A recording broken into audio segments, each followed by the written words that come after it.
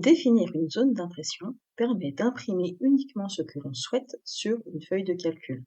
Dans cet exemple, j'ai deux tableaux.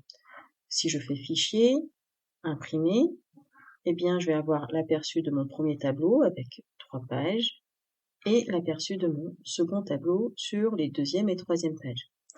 Je souhaite imprimer uniquement le tableau de gauche. Je vais donc sélectionner mon tableau,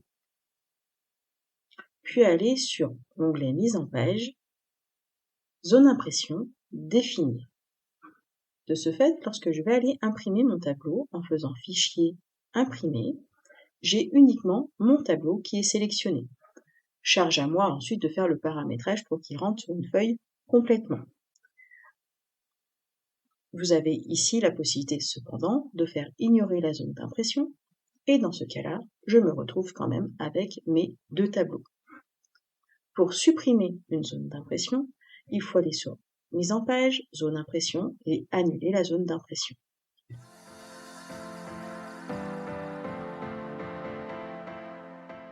L'inconvénient lorsqu'on imprime un très grand tableau, c'est que les lignes d'en-tête et les premières colonnes ne se répètent pas. Exemple avec ce tableau. Je vais dans Fichier, Imprimer. Sur la première page, j'ai bien mes informations avec mes lignes et mes premières colonnes. En revanche, quand je vais sur les pages suivantes, ce n'est plus le cas. Pour répéter les lignes et les colonnes, il faut donc aller sur l'onglet Mise en page et ici Imprimer les titres. Cela ouvre les paramètres de mise en page avec l'onglet Feuille activée.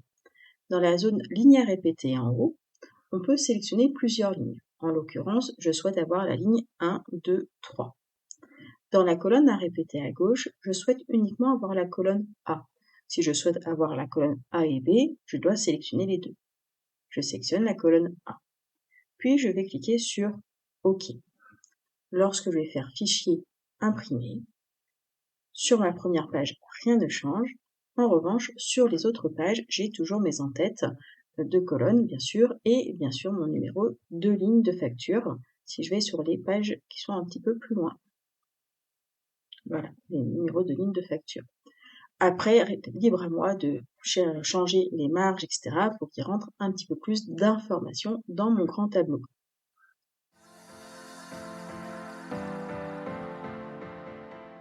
Pour imprimer un tableau, il est possible également de jouer sur l'orientation de la feuille et les marges. Il est possible de le faire via l'onglet Mise en page avec marge et orientation. Néanmoins, personnellement, j'ai une préférence pour passer par Fichier, Imprimer, car nous avons l'aperçu de ce que cela va donner.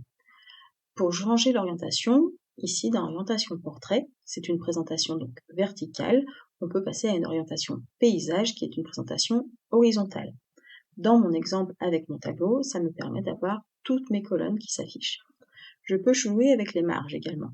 Ici, j'ai marge normale, mais je peux très bien mettre large, étroite, ou faire dernier paramètre personnalisé, ou aller sur marge personnalisée pour changer les marges. Attention, cela ne sert strictement à rien de mettre 0 de partout. Tout simplement parce que techniquement, une imprimante a une prise papier et des taquets pour faire circuler la feuille, ce qui évite les bourrages papier. Ça ne sert donc à rien de mettre 0 de partout parce qu'il y aura toujours ce qu'on appelle un bord perdu, c'est-à-dire un rectangle blanc autour de votre feuille. À vous de jouer avec un minima de 0,5, c'est généralement le quota. Voilà, vous pouvez mettre 0,5. Hop. Par exemple, vous pouvez également centrer sur la page horizontalement et verticalement, ça c'est votre choix. Et vous faites OK. Et ça vous permet de voir ce que cela va donner. Vous pouvez revenir sur marge personnalisée et changer vos marges comme vous le souhaitez. Par exemple, mettre un de chaque côté et OK. Et vous avez donc un aperçu.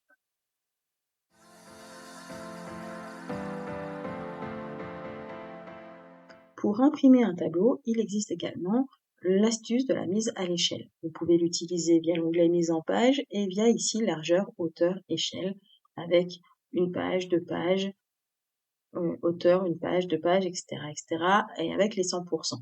Vous pouvez également passer par l'onglet Fichier, Imprimer, et ici, avec ce paramétrage, pas de mise à l'échelle, et utiliser ces 3 paramètres qui sont là. Attention, il faut bien garder à l'esprit qu'un tableau doit être lisible lorsqu'il est imprimé. Par exemple, en fait, dans ce document où j'ai donc 38 feuilles par défaut, si je fais ajuster la feuille à une page, Excel va donc bien le réduire, hein, tout va bien, mais je vous mets au défi d'aller essayer de lire cette impression. Ça va être extrêmement compliqué.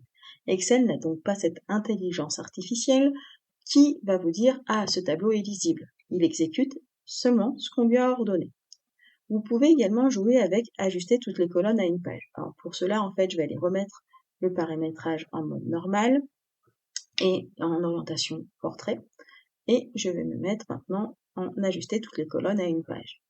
En fait, il va réduire mon impression pour mettre toutes les colonnes dans la page. En revanche, il va garder plusieurs feuilles. Néanmoins, on peut constater qu'au niveau lisibilité, c'est quand même pas terrible. On peut également dire ajuster toutes les lignes à une page. Il n'y a pas vraiment d'intérêt dans ce tableau-là. Vous voyez que là, ça devient vraiment très très compliqué, très peu lisible. Donc là, la mise à l'échelle avec ces ajustements, ça permet en fait souvent de réduire la taille de l'impression, de la dimension du tableau pour en fait pouvoir rentrer dans un minimum de feuilles. Vous avez également la possibilité, en allant dans les options de mise à l'échelle personnalisée, d'ajuster, de réduire, agrandir, mais en plus gros. Je vais prendre l'exemple avec un autre tableau. Je vais revenir avec ce tableau-là que je souhaite imprimer.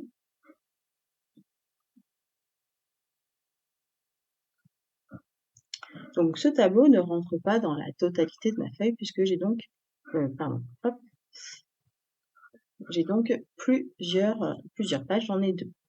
Je souhaite donc le mettre en orientation paysage. Dans ce cas-là, il va bien rentrer et je veux qu'il soit écrit encore plus gros que ce qu'il n'est. Je vais aller donc sur pas de mise à l'échelle, option mise à l'échelle personnalisée.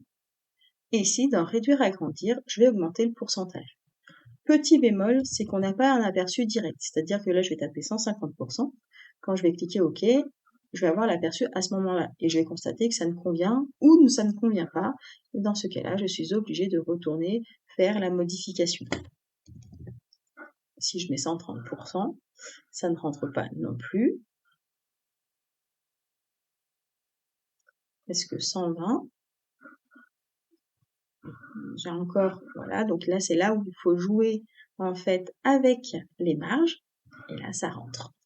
Voilà, vous pouvez donc jouer à agrandir ou à réduire la mise à l'échelle afin que cela soit plus pertinent dans l'impression de votre tableau, tout en gardant bien à l'esprit la lisibilité.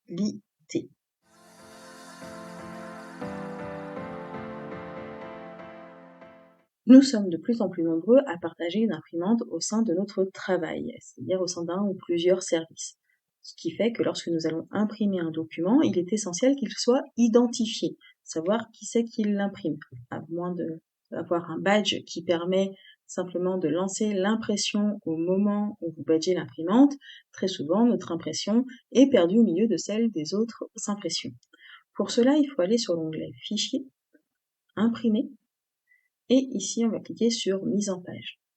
Vous allez aller sur l'onglet En-tête et pied de page.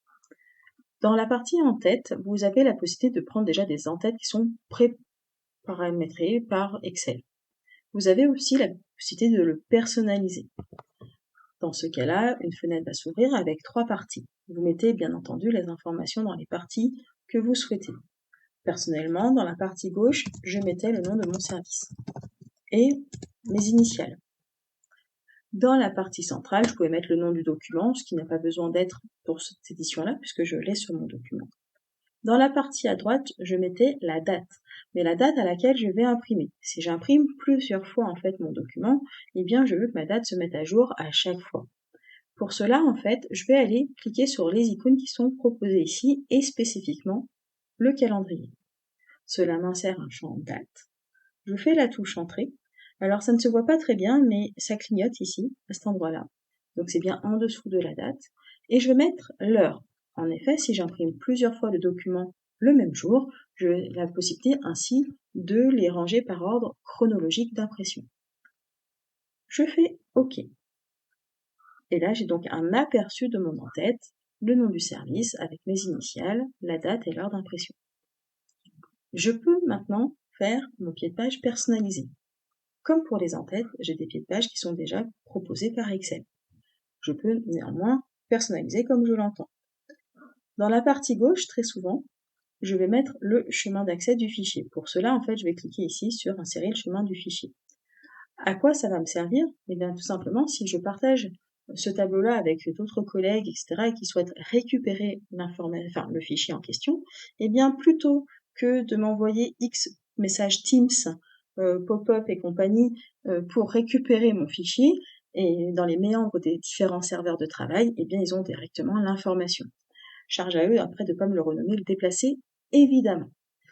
Dans la partie à droite, je vais mettre le nombre de pages. En effet, sur l'impression que j'ai choisie, j'ai 44 pages qui sont proposées. Il est donc bien de pouvoir les numéroter pour pouvoir m'y retrouver bien plus facilement. Donc, je vais mettre ici cette première icône, insérer un numéro de page avec un seul dièse et une petite page. Ça vous marque le « et » commercial avec page au singulier. Je fais la barre de division et je vais cliquer sur cette troisième icône, insérer le nombre de pages total. Dans ce pied de page et ainsi que dans l'entête, bien sûr, vous avez d'autres icônes qui sont accessibles. Je vous laisserai donc les découvrir par vous-même. Je fais OK. OK, encore une fois. Et là, j'ai bien mon document qui va être identifié. Je peux lancer l'impression. Tout le monde va savoir que c'est bien le service formation qui l'a imprimé, telle date, telle heure, et qu'il y a 44 pages. Et que mon document se trouve à cet endroit-là.